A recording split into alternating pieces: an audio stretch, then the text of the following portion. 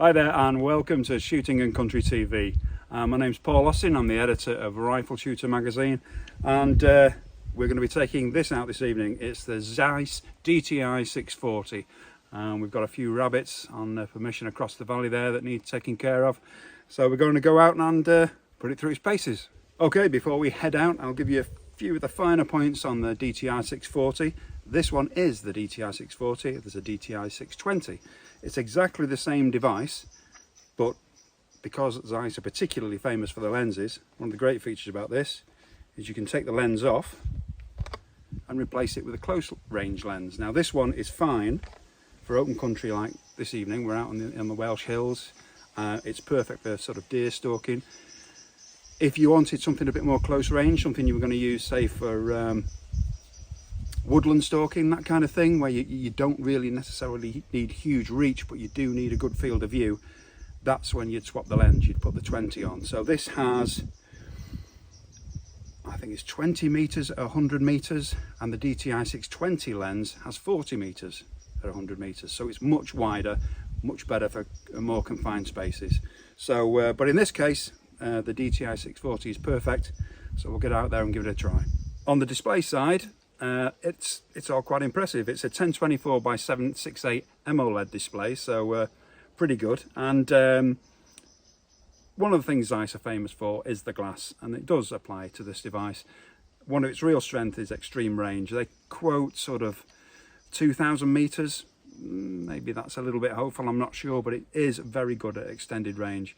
And you'll probably see some shots later where we're panning round over the hills, and there's some fair old distances around here, and from my experience it is particularly good at long range. Another thing worth noting with the DTI is the mag range. It's quite extensive. This is a base mag of 3, I think it goes up to 30, so it goes from 1 to 10, and it does it with this little roller wheel here, which is quite a nice innovation. You kind of just keep rolling, and rather than having to roll all the way back to 1 if you've zoomed in, as soon as you hit 10, if you roll one more little increment over, it jumps straight back to 1. So that is a nice function that you can zoom in and you can get back to the base mag quite quickly. Another key feature, and a real big seller with this I think, will be the battery life. They quote 6.5 hours battery life. I'd say that was conservative. I've probably had a good 8 hours continuous use, more or less. I've very rarely put it in standby. I've used it on a couple of trips without charging, and the battery life especially was one of the most impressive features. And one more thing, like any self-respecting bit of gadgetry, it has the IT connections that you'd expect from a product in this price range. You've got Bluetooth connectivity and you've got Wi-Fi, and you can also connect via the Wi-Fi, or both I imagine, to the Zeiss hunting app, which is a nice product. It's really slick, and allows you to basically copy anything on and off, remote monitor, that kind of thing. So yeah, from a technical standpoint, it does have the whistles and bells. Okay, that's enough talk, enough waffle. We're going to wait for the sun to go down. In the meantime, grab a cup of coffee, but we'll get this out on the hill and hopefully show you what it can do. See you out there.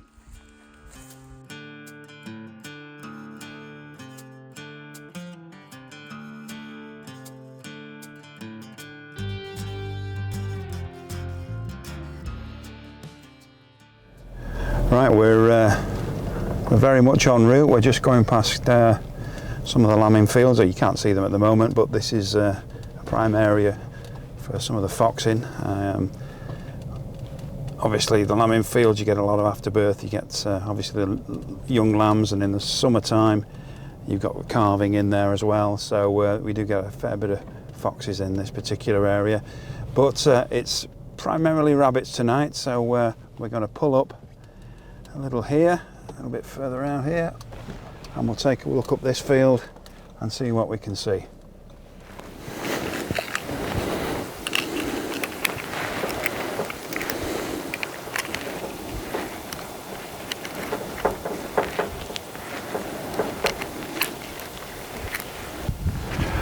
Right, well, we're set up on the back of the truck now. This is usually quite a good spot. There's a hedgerow over there. We sometimes get a few bunnies in. So a nice gentle start and a comfortable one off the back of the truck, and we'll see how we go.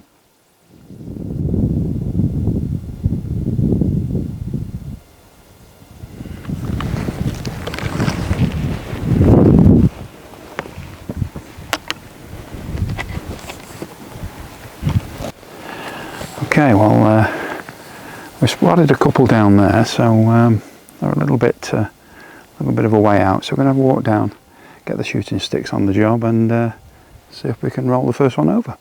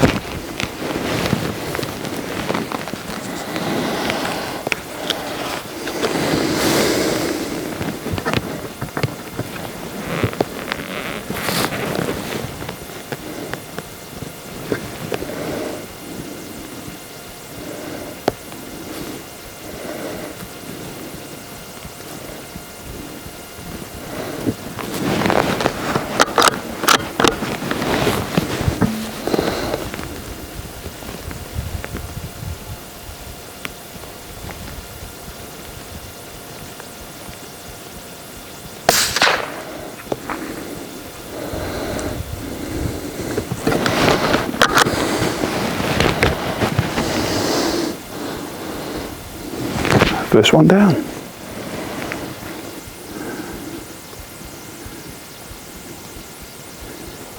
Ooh. There we go. Alright. Got a few on the hillside there, so we'll just tiptoe a little bit closer and then hopefully get one backed.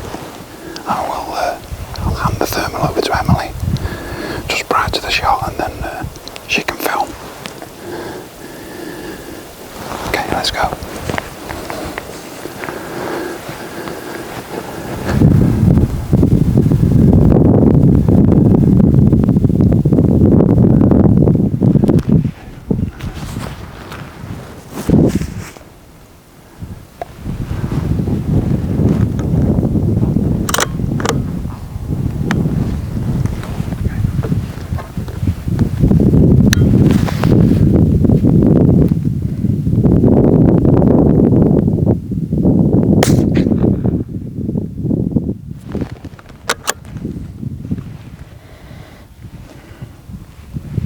Okay, we've had a couple in the first couple of fields, and we're just going to move on a little further up the mountain, and we'll see what else is around. I'll just have a quick scan before we go through the next gate.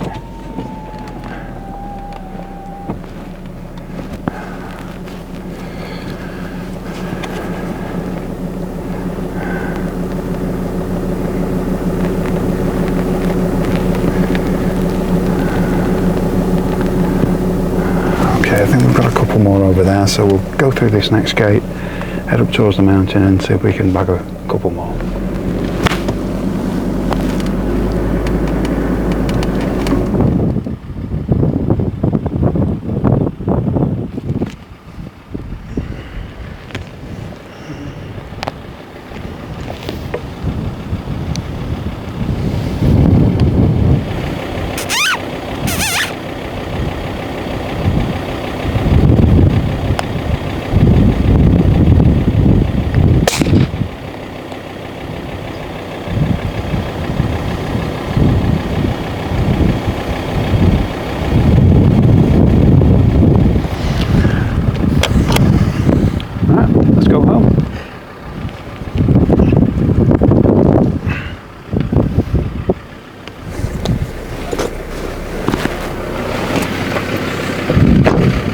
Well, that's it for this evening. We've had a few more bunnies on this trip. It has accounted for a few more, as you've seen in the clips. It did aid in the rolling over of many a rabbit, as well as a fox on a previous trip. So yeah, it's worked well. It's a solid bit of kit, and yeah, it's definitely worth looking into.